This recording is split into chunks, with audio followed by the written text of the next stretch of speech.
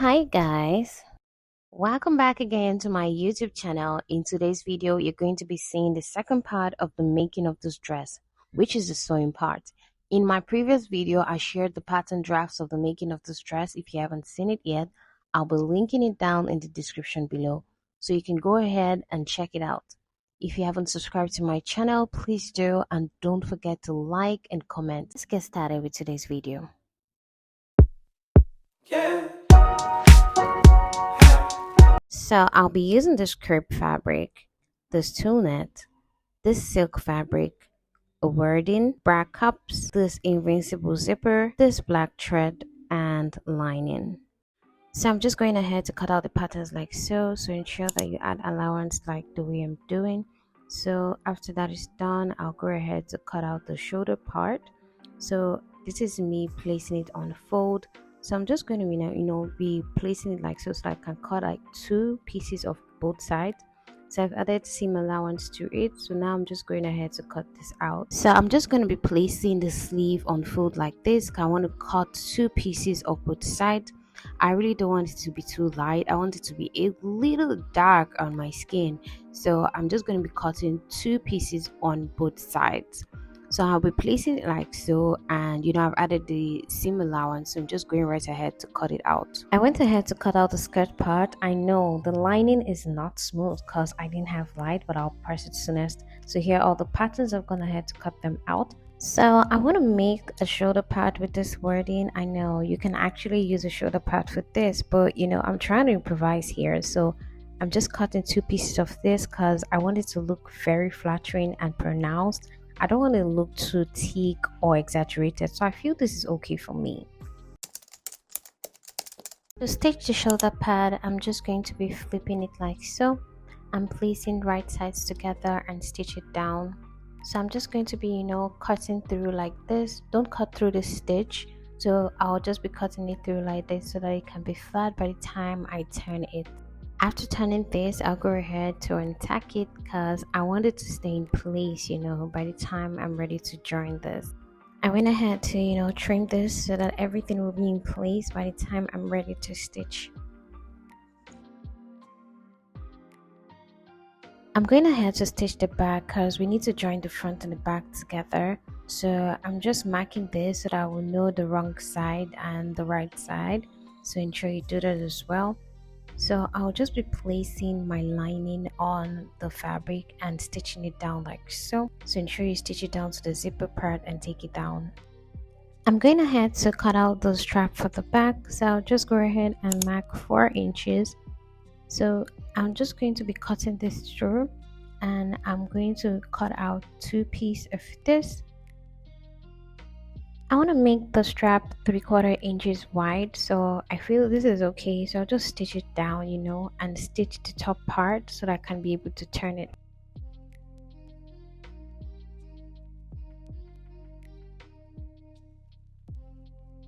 I created an opening for putting the strap, so ensure that is in place. So I'll just be placing the strap like this and ensure that that stitched part is facing down. So I'm just going to be putting it inside like so. Once it comes out, ensure it's the same level with the top and stitch it down. I've gone ahead to stitch it down, and this is how it looks. So try as much as possible to top stitch that lining part. And here we have it. Now I'll just be placing the front and the back together. So I'm just going ahead to stitch it down. So ensure you're placing it like so. So I'm just showing you a quick pic on how I stitched it down. You can stitch it your own way. Go ahead to pin it down so you can stitch it. After stitching it, I have to cut through the edge so that I can easily turn it. So I'm just going to cut through some parts like this. Try not to cut through the stitch or the fabric so you won't ruin the style. Turning it wasn't difficult because of how I trimmed the edges, so ensure that you do yours like so. And this is how it should look. So I'll be placing the top like this, so you can see how I'm placing it. So ensure you leave 0.5 inches on the side. Now I'm just going to be flipping it, placing the lining on top of it. So I'm just going to be stitching 0.5 inches on that part, and I'm going to be stitching 0.5 inches here and also at the other side as well. Now ensure to tack it in place. And after turning it, this is how it looks. So the next step is to add the bra cups to it. So now let's prepare our rose bra cups. Before making the rose bra cups, I just want to create like a lining for the bra cup. So I placed this on fold, and you can see I folded this bra cup, equally, and I'm just going to be placing it like so and cutting this out. So this is me cutting a piece of the bra cup, so I'm just going to be cutting two of this. Also take note that I added 0.5 inches seam allowance, so this is me cutting another piece of this, that is making two, and by the time I'm done, I'm going to stitch both sides together. So I'll be placing it like so and pinning them down. So once that is done, I'll be stitching it through. Now ensure that you're placing the cup the right way. So as you can see, I'm just going to be stitching from that angle. So that is what I'll be doing. I've stitched it down and this is how it looks. So bear with me, I still haven't pressed this, but I will definitely. So I'm just going to be placing the bra cup on it, and this is how I made it. So this is what will cover the bra cups by the time I'm done. So I'll just be using this, to turn it in and cover it up.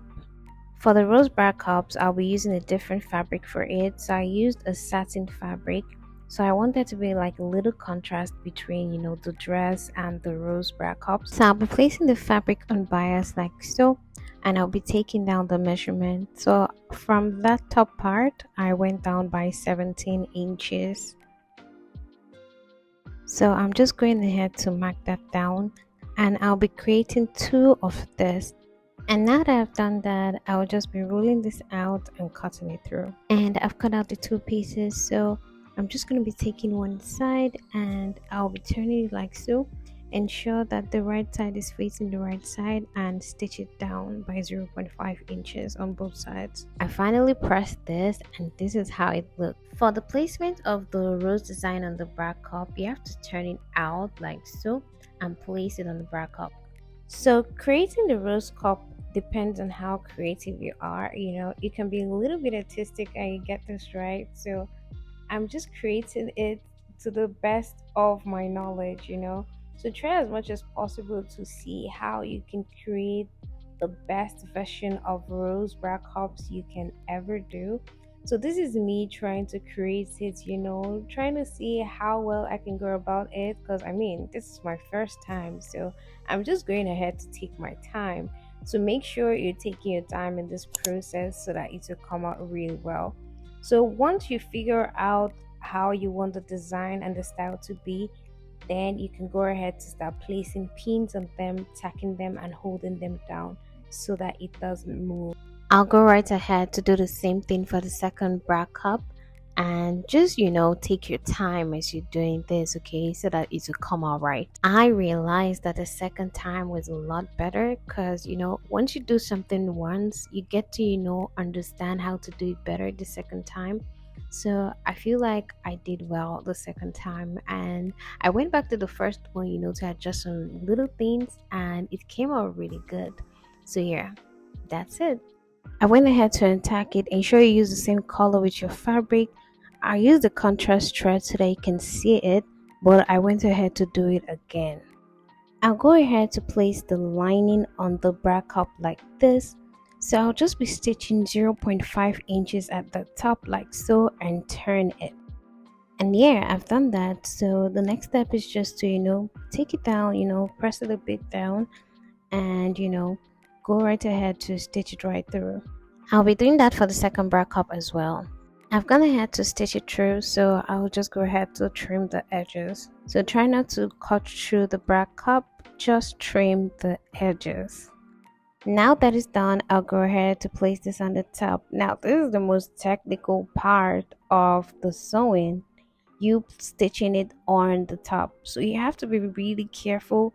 Try not to cut any excess out till you're done stitching the cups. And the space between the cups is 1 inch, so try not to make it wider than that or smaller than that. So let's go ahead and join them together. So I'm sure that we've all stitched this down, and if you have, I'm so proud of you. Like, as you can see, mine came out so well, so I'm sure yours will too. So let's go ahead and stitch the rest part in place. So I'm just going to be finishing up the sides of the back, and once that is done, I'll just be placing the front and the back together. I'll be using the French seam method, to stitch it down. So ensure you use your preferred measurement for this, and I'll show you how it looks like. So after joining it, this is how it looks like, and this is how the back looks like as well.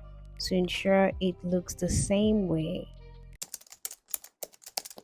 So making the skirt, so remember that there's no dart intake on this, so it's gonna be very easy for you to do this.